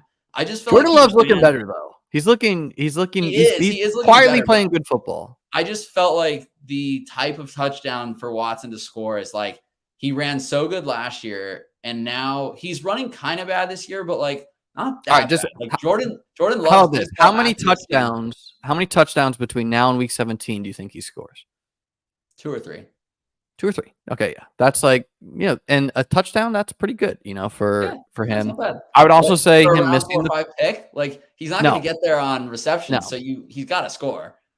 Yeah, I mean my round 4 or 5 picks, like my heavy guys were Watson, Mike Williams, Christian Kirk, and TJ Hawkinson, and a mixed bag there. Some injuries. I was all in on Hawkinson, and I don't think I have any of the. Like I think I have 30% Hawkinson and none of the rest. I take big stands. Like I felt like Kirk only gets there. I took stands on these guys. Yeah, honestly, I don't know how. Like, there's not a lot of people from those rounds you do want. You don't want Drake London. You don't want insert other disappointment. Terry McLaurin, Harry Judy. While you do a lot of who was I taking in that round? While you do that, tight end, a little bit of a resurgence of the mid-round non-rookie tight ends. Guys like David Njoku pops up for 9 points. Tyler Higbee scored 2 random touchdowns. Pat Freiermuth, one of my favorite picks in the Dog Bowl draft to end. I thought it was like very likely his snaps were going to go up after last week, barely playing. He comes out with a really strong week. And the Steelers said, I mean, not only did the Steelers like throw over the middle of the field for the first time all year, but they also said that they came into the game plan that if they're going to sit in cover 2, whoever the hell they played, I can't remember right now. If they sit in cover 2, they're going to throw it to Freiermuth a lot. Oh, the Bengals, who are a big tight end funnel. And so it was like their game plan to do that. So is that going to be their game plan against the Cardinals? If they get the same looks, yes. But I don't know if that's going to get the... I'll probably project Pat for 6 or 7 points this week. You think that low? I felt like the 2 guys who were just ran good on just being the only guy the defense didn't cover this week. Where Cole Kmet last night and Cole Pat Kmet Fryermuth. screens, man. What? Outrageous. The screen passes to Cole Kmet, Yeah. just outrageous if you're facing him in a half Right. in a No, I tight thought end premium format. the Kmet score, which doesn't even look that high. I mean, it's 7.8, but This is half point though. That's true. Yeah. In a full PPR league, he gets double digits. It drives you nuts. But yeah, the guys that I want for the rest of the season, luckily for me, are the guys I have the most of. So this is the position I feel like I just nailed. I think my top exposures are Hawkinson, Laporta, McBride, and Evan Ingram. And Evan Ingram's a guy that I just feel like can't catch a break this year. I don't know if you saw he was wide open for a touchdown. I did see that. About 4 feet over his head. I just like the fact that he has no touchdowns is insane to me, but I think he's a guy that hopefully that lowers his advance rate and we get him. By the way, the answer to that question on what that round, I have 32% Hawkinson and like 20% Mike Evans. So those were the guys. But Evans was a 6th round pick. He wasn't a 4-5. I was taking him like much earlier. I was thinking him 5th. Oh, you're. But I think by August, for some reason, he was going higher. Maybe I don't have if a great I drafted earlier with team. you, I would have had a big old bag of Mike Evans because I feel like he just fits Baker. He went after Chris Godwin almost all season. Yeah, so I had Godwin like 10 spots lower. So I don't know if I ended up with hardly any Godwin. I don't have enough Mike Evans for sure, nor enough Keenan, nor Mostert. So rooting for those guys not to matter. Tight end and quarterback is two things I think I really nailed too. I got a lot of Kincaid, obviously. I still feel good about him, although Joe Brady seems to feature the running backs a little bit more. Sam Laporta, Hawkinson, two of my top guys. And Njoku is interesting because it seems like I didn't take those guys. I don't have hardly any, and I don't really want him, but like he's a great pick for PPR scam. Yeah. Yeah, he's a PPR scam. Exactly. He's Cole Kmet, but like a load to tackle. He's like the tight end screen master, you know? Yeah. Tucker Kraft got touchdown. Good for him. Higbee just seems like a pure fluke. Are you putting any stock in that? I don't care at all. Yeah. No. I still would not want Higbee on any teams. Let's jump into our top teams. I'm going to refill my water, and Justin actually has a team that is top 10 or top 100 in the whole contest. So Justin, while I refill my water, can you talk to the people about who's on your team? Sure. Yeah. So this is an interesting draft. This kind of goes into what Liam and I were talking about earlier, where I feel like you get some kind of unique builds when you just don't intervene. Because had I intervened here, I definitely would have taken another quarterback a little earlier. I don't think I would have waited to get to Stroud at the end there, especially with no other Houston receivers. Like, this is the kind of thing that no brain would do. Like, I just don't think you click on Stroud here when you have no other Houston guys. You force another QB. So Stroud's been awesome, and he's been perfectly fine as a one-off. Stroud's had some huge weeks where I didn't necessarily need or would have used the other scores all that much because Lamb, Brown, and Allen were kind of my big stands at receiver. Like, you can see how high I had Lamb ranked to be taking him like 110.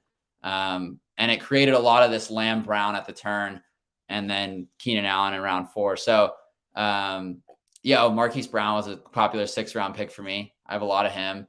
This team just came together well. I really, the biggest whiff is that I just tried to take a Chiefs receiver. I didn't do that on most teams. And I don't have any Sky Moore, but my thought was, okay, I don't believe in Sky Moore, and they have no other, and I don't really believe in Tony, and they have no other like receivers going that high. So if I don't believe in them, that means I should need someone else, right? And the answer was just 0. I mean, Rashee Rice, but the answer really was to just not pick any Chiefs receivers. I think that's another mistake in my process, is that I just felt like I need some exposure to the top offenses.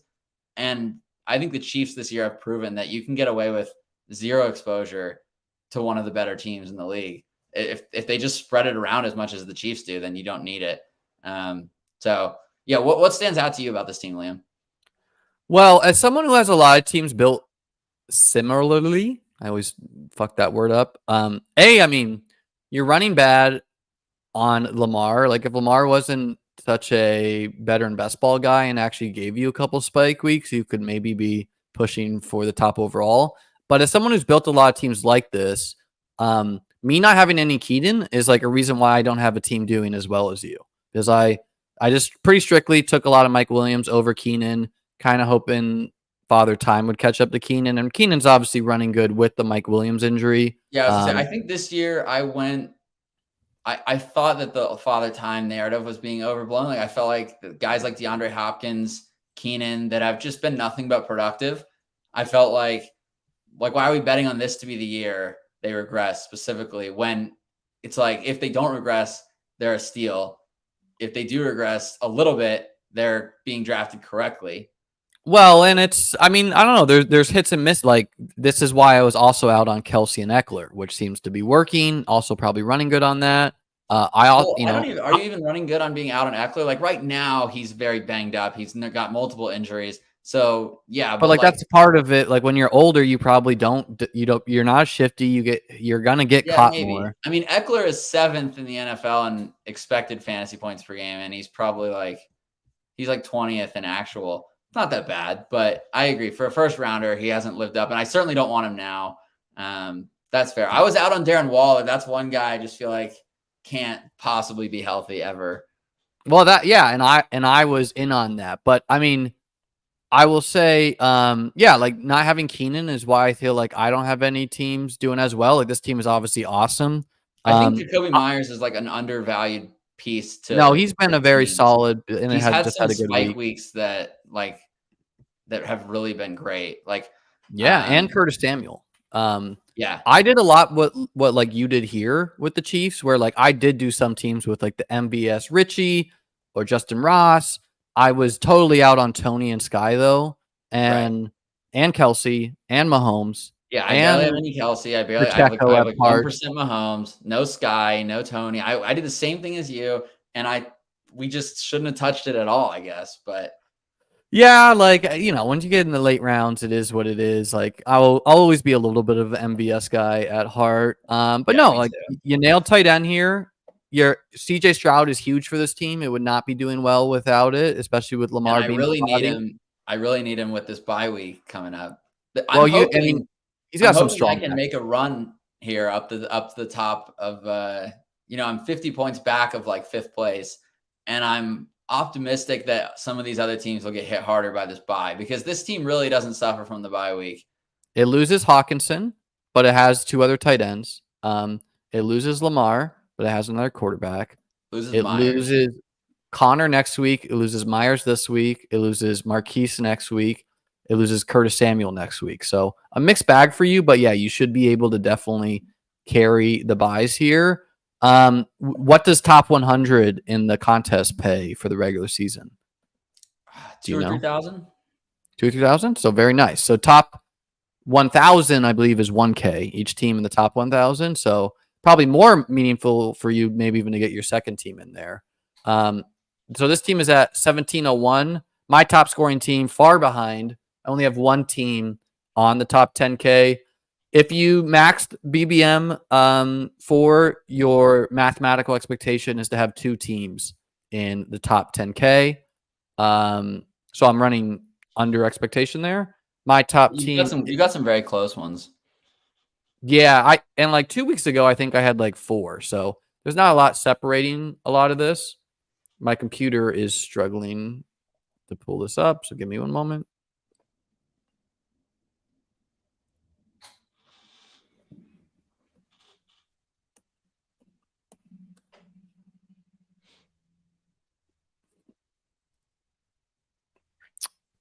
Don't know what's going on here. Could be the site. Could be me. Is it working on your end? Oh, is the site working? Yeah, check if the site's working for you. All right. How dare this free site go down during your show? I know, right? I think it's back up. Okay. Yeah, it's working for me. Okay. All right. So my top team is the same team as last week. I actually streamed this team, so no free streamer EV over here. Did the same. We had a lot of the same players: MVS, Curtis Samuel, Richie James. Funny enough. That is funny. What's letting this team down, obviously, is wide receiver. Was it nailed the running backs? Ken Walker is hurt. It nailed tight end. and nailed quarterback. And then wide receiver is like, you're just praying some of these dudes fall in the end zone. Gabe Davis, Traylon Burks, Michael Thomas, Courtland Sutton, OBJ, MVS, Curtis Samuel, Richie James, Jerry Slayton.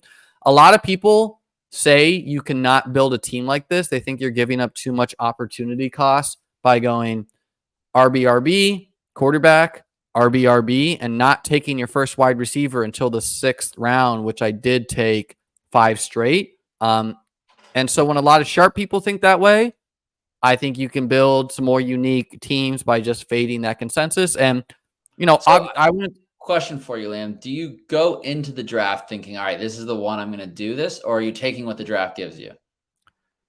It's a bit of ADHD pops in my head, and let's run the idea. I think you can go back and watch that stream, and I think literally I probably said like, well, I don't really take a lot of ETN, but he shouldn't be a 4th-round pick, so let's run it. And then Ken Walker was there, and I was like, a lot of people aren't doing this. So it's not like a plan. Yeah, it's a little bit of just how, like, if you set your rankings really, you gotta let the matrix reach out and touch you sometimes. Right. You gotta reach right into the computer screen and draft the nuts. Yeah, we draft more similarly than you think. And I think this is where a lot of people who look at my process on Twitter see me talking about auto drafting. They're like, man, this guy's such an idiot, which I get from like a 180-foot view how you might think that. But if you look at how the drafts play out, it's probably very similarly. You probably end up taking the guy you think is the best available on the board all the time. And then you say, well, this is going to be really unique. I'm saying that too, just I'm not there. I'm not there in that draft room, but that's my strategy too, is like, let's just take the best guy available and it's going to make some really weird builds. So I end up but no, I'm not too.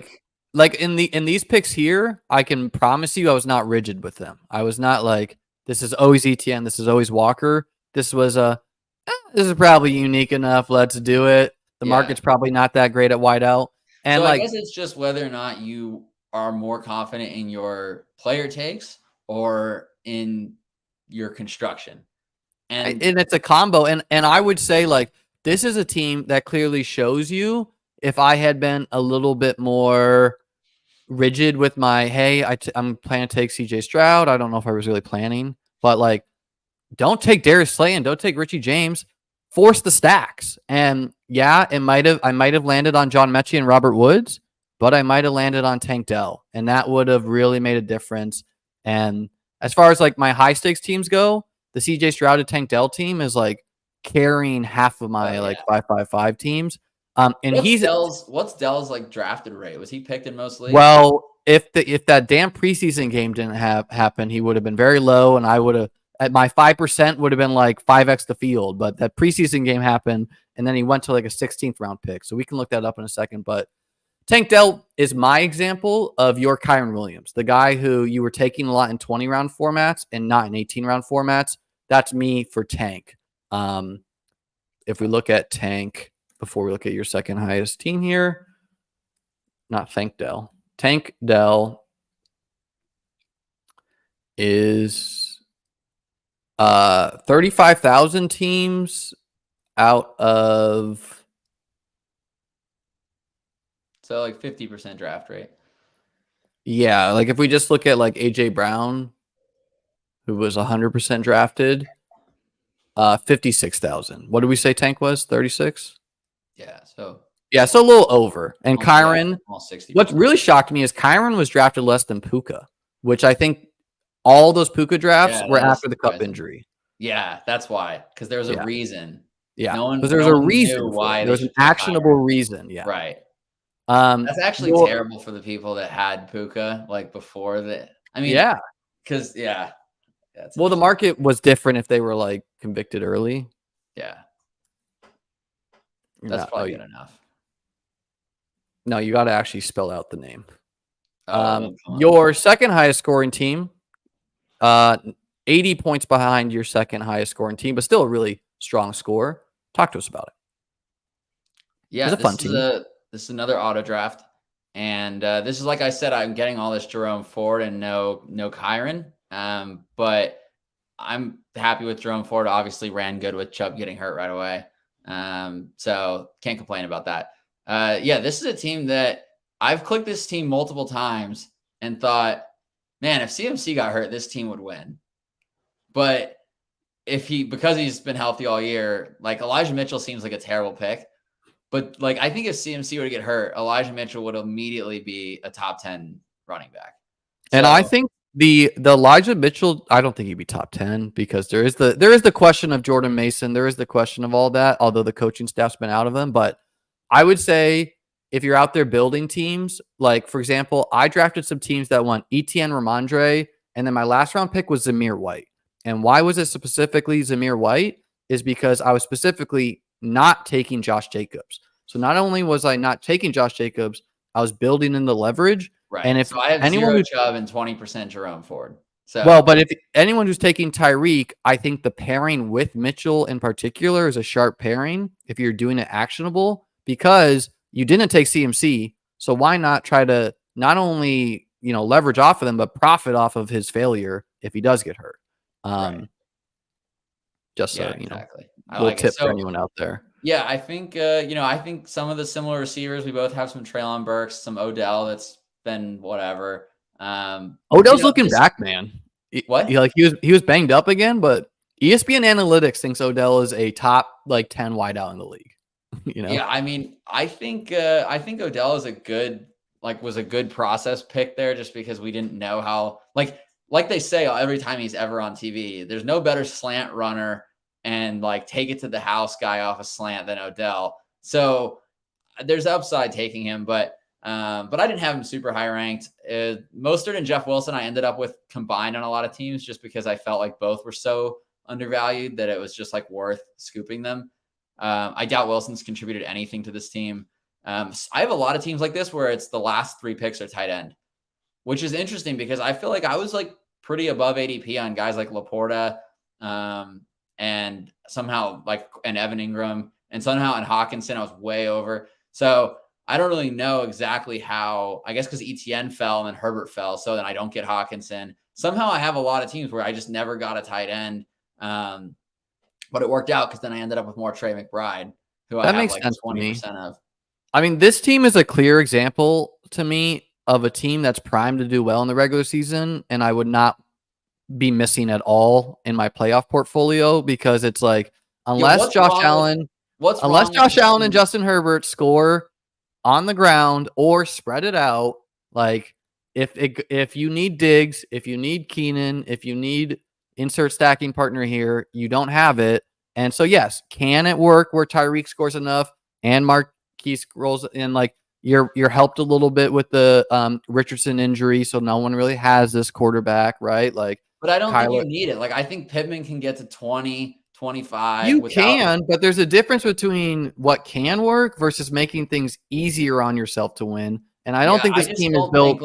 If you have Allen and Herbert, I don't think it makes any sense to take Richardson. Even if you have Pittman, I just would never do it because I think not Richardson, obviously, but I'm saying that's what's helping. That's a help to you that Richardson got hurt, right? But I think it's more marginal than you think. I think it's helping me because Minshew feeds Michael Pittman, but I think in an event where Richardson was healthy and he threw 3 touchdowns to Pittman and ran 2 on the ground, you would need Richardson. Well, why are you giving him 2+ rushing touchdowns? That's probably because it's Anthony fucking Richardson. He could do that, the point is having 2+ rushing touchdowns, even a runner like him, the odds are +800.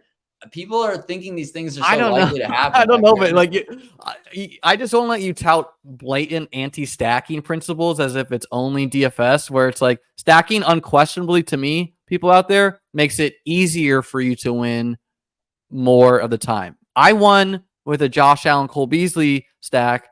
It ended up winning BBM2. It was not comfortable to me. My team that won the 5-5-5 was a Mahomes, Kelsey, McKinnon stack. That was a very purposely stacked team, and the uniqueness of that stack won me that tournament. I'm not sure that it's the evidence you think it is to say that your winning team had a stack. No, it's not. No, I'm not saying I have the sample size. Do you have any unstacked? But neither is you being what if you don't need the quarterback, and what if all my players do well enough? I'm only arguing it because no one else does, right? And I appreciate it, but is it actually better? Is it easier to build the absolute nuts at running back, wide receiver, and tight end where you don't need any stacks at all? Or is it easier to take a stacking partner and that stacking partner works out? I think you would agree. Everyone else is doing that. So if you end up not needing it, think about this. In a week where Allen has a week like he just had, basically, where I guess you'd want Gabe Davis, but you don't need him. It's like you'd be better off. Like everyone else that has these Allen teams, most of them won't have like Hill, okay, because if they have Diggs, or they won't have your tight end portfolio because they have Kincaid. So I think like on these weeks, like I'm trying to win on these weeks where what just happened, where Allen is the highest scoring quarterback and you don't need any of But you're also implying that you have built a nutted team enough to carry the lack of stacks. And when by stacking, you probably have the reprieve where you don't need to build as strong a team to win. And I don't think you would disagree that you would trade Derrick Henry for Keenan Allen, whatever, to pair with Justin Herbert and just have another running back. Unless with the knowledge of Keenan Allen currently being the best receiver, yes. But I wouldn't have done that like short after the draft. I wouldn't have not after the draft and said, yeah, let me give up Henry for Keenan to stack here. Yeah. Only right now, but Keenan is so essential to Herbert. Like, I think that's the most correlated duo in the league. So it's very, very correlated. I agree. I would definitely not have Herbert teams without Keenan now, knowing what I now know. But I think it was reasonable at the time. My second highest scoring team, just out of the top 10K, is a pairing I have quite a bit. My late round quarterbacks, a lot of Howell, a lot of Stroud is working out. Allen and Howell, Pollard, Gibbs, Penny. This team was drafted early, May 27th. Pollard, Gibbs, Penny a 0, Bigsby a 0. And Bigsby, like guys like Bigsby, I knew was drawing live to be a 0. And it was also a reminder to me that like after round 8 or so, you can kind of do whatever the fuck you want in the market. And as long as you are actually hitting on the guys, like, you know, if you took CJ Stroud in the 9th round and then you just went Nico and Tank, God bless you. You built like the nuts, and then you can just kind of like draft an ADP. Now, maybe that's hard. Maybe you're going to throw out some teams. You're going to miss on the years where you really need rounds 11 to 18, but really free yourself, people. I would recommend past a certain round once the wide receivers dry up. Singletary been solid. Fournette, I barely drafted, but happens to be on this team. I don't think he'll be active this year, if you're wondering, people. Gus Edwards, also a nice hit. I have so much Fournette. I hate to hear you say that.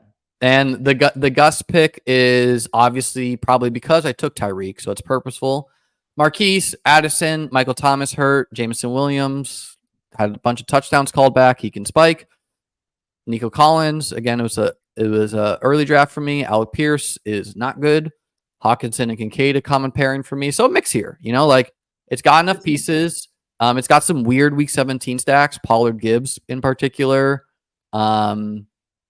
Howell is not stacked with anyone, I think. Yeah, just like whatever I need a quarterback in the 18th round, I waited on it.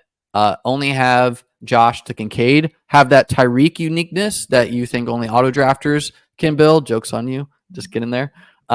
Your third highest scoring team. Talk to us about it. Yeah, this is one that I kind of wrote off a while ago.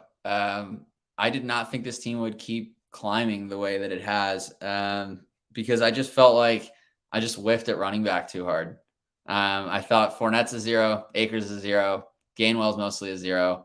I mean, how am I getting the running back scores to support this team is beyond me. I think that's the one share of Gus Bust that I have on the whole site. So that's funny.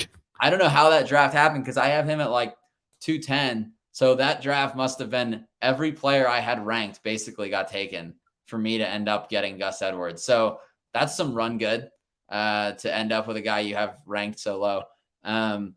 Yeah, this one is, I had Nico ranked pretty high, so I get a lot on him. This was his ADP late August, and like every year there's some guys who I draft a lot early, and then I don't want to chase up as much. And see, you'll almost never see, like I have Nico probably ranked as an early 9th round pick, but you'll almost never see me take him ahead of that because it's always amazing. Like by like round 7, 8, 9, guys, so many guys that I have ranked just are always there. I end up almost never reaching for anybody because there's always someone else who falls. So even though Nico is my, 9th rounder, Cortland Sutton's an 8th rounder for me. So then I take him at 9 and then Nico falls. My point was more so that I actively stopped taking Nico due to his rising costs because I thought, A, stronger teams have already kind of been built with him, and B, that was really around where just how I drafted. I was taking a lot of running backs, and I thought running back kind of dried up then. And I'm I curious, don't do think you that think is, that, like, and I I don't think hear that's that, great process to have, because like last year, an example of this was Ramondre, where it's like when they keep on rising in cost, sometimes they rise for good reasons, and you don't always need a different position at that cost, even though I do think that was like somewhat good. So yeah, like Nico's an example of a guy I do wish I chased up the boards and ignored the cost on. Yeah, I think that argument, I hear that a lot about, like, this guy's risen too much, it's not worth taking him now. Or like no one wanted to take Jonathan Taylor when he came back because it was like, oh, well, everyone's already got their bags full in round 3, so I'm not picking him in round 2. But I kind of feel like if you believe in a guy, like this is where I'm more of a player takes type of person. Like, just give me the guy that I want. Like, give me the league winners if I believe in them. Even if someone else got them 2 rounds later, like you were just saying, the value of a 10th or 12th round pick is very little. Like, there's not a whole Yeah, lot of but then, draft but like capital that's easy when we talk about Nico, but when you talk about Tanks Bigby going from a 14th to a 10th round pick, and maybe well, that led you to being out on him. I never picked him once, even in round 14. So Okay, I but can't. again, you're being player specific here. I'm Right. talking Yeah. about Yeah. a holistic strategy of how to approach a dynamic market. So you And generally are fading risers and buying well, fallers. it depends. It depends. And like, for example, I'll give you an example. 2 years ago, when Darrell Henderson went from a 12 to 14th round pick to a 5th, 6th round pick, that was a clear never draft to me. It was a no, Yeah, I don't think that's you fair. can build teams competitive. For this year, that was Alexander Madison. It was, he went from a 10th round pick to a 5th, 6th. I thought there's enough questions about him as well, but also just like there's enough teams drafted with him. That's a never ever draft to me. A guy like Nico, no. I don't think a guy going from a 12th round to a 10th round matters at all. I don't think a guy going from a 10th round to an 8th round matters at all. I do think a guy going from a 12th round to a 4th round, 5th round, that matters to me, you know? Yeah. Well, Well, like, it's interesting because I wrote an article in June about how Darren Waller was a good value pick. And then I ended up with no Darren Waller at all. And yeah, people and are like, that wow, that's hypocritical. I'm like, well, nothing happened that would make me adjust my rankings. So when I wrote that article, I had him like mid 60s or 70 or something, and he was going at like 75 or 80. And I said, that's a good solid pick at 70. And nothing happened that would make me move him up. So even though his ADP climbed into the 50s, then I just left him where I thought he belonged. So for me, it's all just like, I think I'm as rigid with my rankings as anybody that I know that drafts. Like, if a guy's ADP moves multiple rounds, unless it's because of some positive report or some positive showing in preseason or something, like, I'm not going to just move a guy just because Matthew Berry sends out an email about him, like that's not enough for me to move him. And so then I'll end up a guy that I liked a lot. I'll end up with none, or a guy I didn't like falls 2 or 3 rounds and all of a sudden I'm getting him. Well, Darren Waller is kind of a win for my approach of not chasing a riser, because I did like Darren Waller when he was cheap and have like 12% because of it. And then Yeah, I guess my thing, even though I still wanted him, I yeah, stopped taking him in the 5th, 6th, was like I already built teams with him.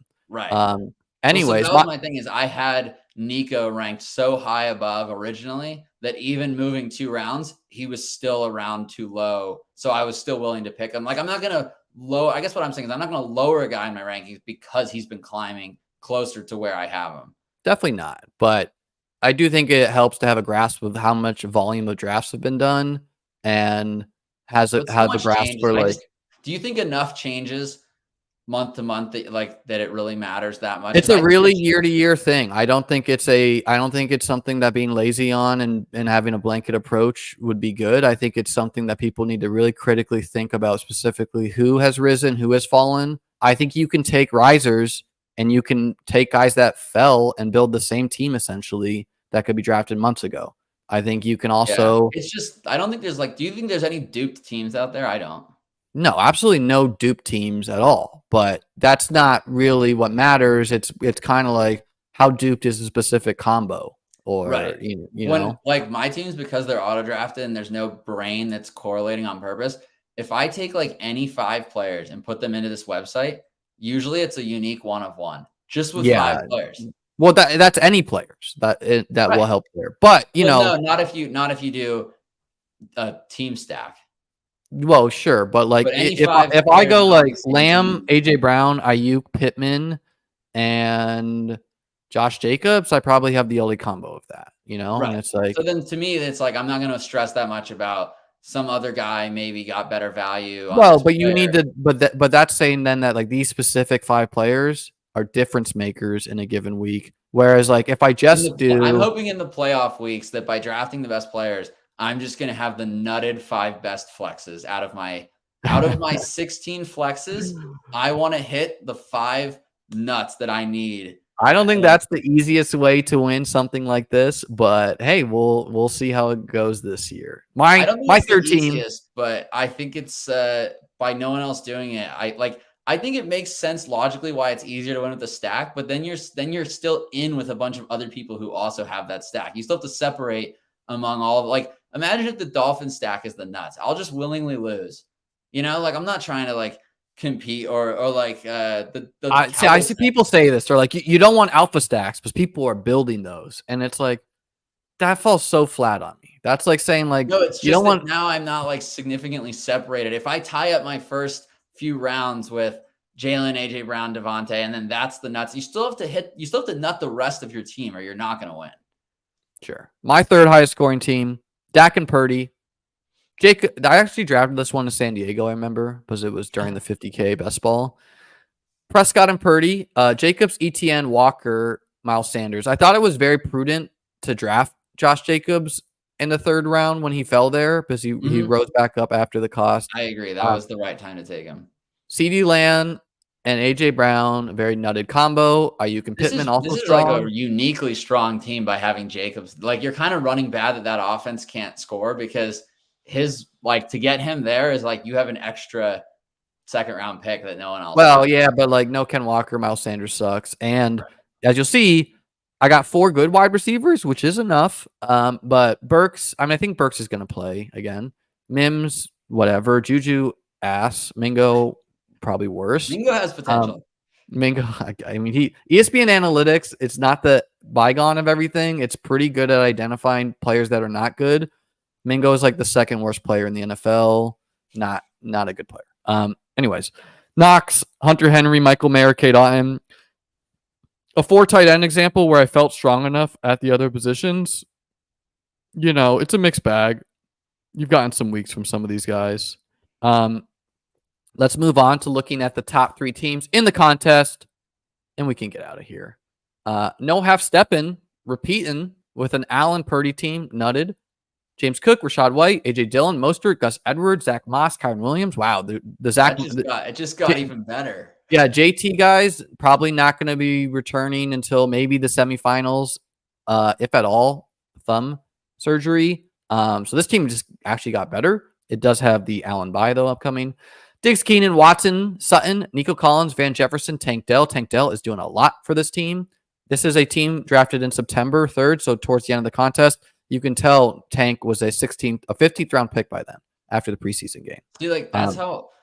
And all my Tank teams are in May. Drafting are my Tank teams probably unique? Yes, but if that preseason game never happens, who knows? It was a little bit contrarian of me to be like, I don't want the guy that everyone's chasing because of a preseason thing, which has worked in the past. Where Marcus Callaway, that's definitely reasonable. It's unfortunate. It's unfortunate for all of us who don't have enough Tank Dell or any. That I do in the 5.55. So I'm a Mechie went off, we'd be fine. But the fact that it's Tank is just killing us.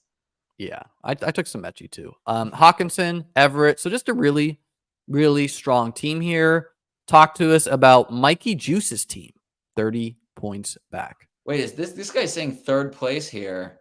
Is he talking 3rd place overall? Do we have the guy? I think so. Yeah, we got Cisco Kid. That's him, Francisco. So I'll do his team next. Talk to us about we got famous people watching this, Justin. Yeah, that's awesome. This is a really interesting one because I think you and I are probably in agreement on this because we often think similarly on player takes. I think Isaiah Likely is just a really bad pick. Well, I thought it was a bad process pick to be really overweight on in best ball because I I think it was people not thinking. Anyone who like drafted 25% Isaiah Likely or whatever, to me, was not thinking critically about what's changed from last year's Ravens to this year's Ravens, where like last year they didn't have any fucking wide receivers. And this year they went out and signed a bunch of wideouts. And those wide receivers, like being disappointing as they are, is the only reason Likely even has like a little bit of hope. I think it was a little bit bad process. Underperformed enough that Likely and Andrews got hurt to Likely to even have a shot. And even now, all that considered, I'd still rather have almost all of the other tight ends that went at that point in the draft than Likely. Even with the Andrews, I mean, maybe not. Well, like no, you like Likely it's ran good for him. He could have a week, but no, I don't think he was a great process guy. I think you've obviously run good if you drafted Likely, and it wasn't as simple as Andrews getting hurt. Like, I was going to say, the thing is, because what people were touting is they were touting that Likely becomes like a top 5 tight end. Yeah, that he just Andrews goes out, which was the insane. Path for McBride was what the Likely people thought existed, which I don't think ever existed. But no, Andrews got hurt, which saved them. But yeah, McBride, and Charlie Kolar was drafted ahead of Likely in the real NFL draft the same year, so it was not impossible that Kolar played ahead of him. I know. They're lucky that Kolar didn't. Anyway, so but McBride is a good process pick because I think he really would have and could have beat out Ertz for the top tight end role there over the course of the season. Ertz was like the most inefficient player in the league through 6 weeks, and then he got hurt. He won me a contest last year, and I did not like just go all in on a brand guy. That's a miss by me. Just draft the dudes who win you shit the years before is a lesson. That's what you got to do. I got some. Is a pick that I didn't like. I'm just going to throw myself under the bus. I just thought Mostert 4 rounds later made so much more sense than Achane, who I felt didn't have much of a path to more than a 50% snap share, where I felt like Mostert had a path to being goal line and over 50%. So to me, I was like, all right, I'll take the guy with more snaps, more likely to be goal line, and let everyone else take the rookie that's kind of gassed up, that's in a 3-headed backfield. So I thought that was a reach, but his efficiency is historical. So, I mean, I think Achane is a lesson to take explosive players. Fair, but just swing for upside. Honestly, extremely explosive. Like I don't think people is. Yeah, no, it's a. I mean, you take Mostert, but you also don't X out expensive. I mean, cheap. I don't think I would want Achane right now, though. Going into the playoffs, I'd rather not be in the massive crowd of people with Achane because I'd rather Achane than Mostert, no question. Yeah, I won't think I'm thrilled about having any of them. Like, I don't think there's a whole lot of value to having a 3-headed backfield that are 40 to 50% owned in the playoffs. Like, I don't think Achane though, like, has had enough down weeks where I don't know if he is still. No, he's got to be so high. Maybe because of correlation too. Achane is not drafting. His boom weeks are just like separators. He's down to 27%. Which is, 10% over expected, but not crazy. And Mostert is at 43%. So that's so maybe it's getting to the point maybe you would rather have Achane, but I love Mostert anyway. All right, let's go to the third. Let's go to Cisco's. So a very strong team here from Mikey Juice. Cisco Kid in the chat with us. About 44 points out. It is a Lamar Stroud team, so similar. So you're blocked there. Aligned. You're blocked there. Hawkinson and Freiermuth. So you just got Freiermuth back, which is huge for you with Hawkinson on bye. Tyreek, Keenan, Addison on bye, Gabe Davis on bye, OBJ on bye, Nico, Josh Downs, Jaden Reed. I definitely think you have enough at wide receiver.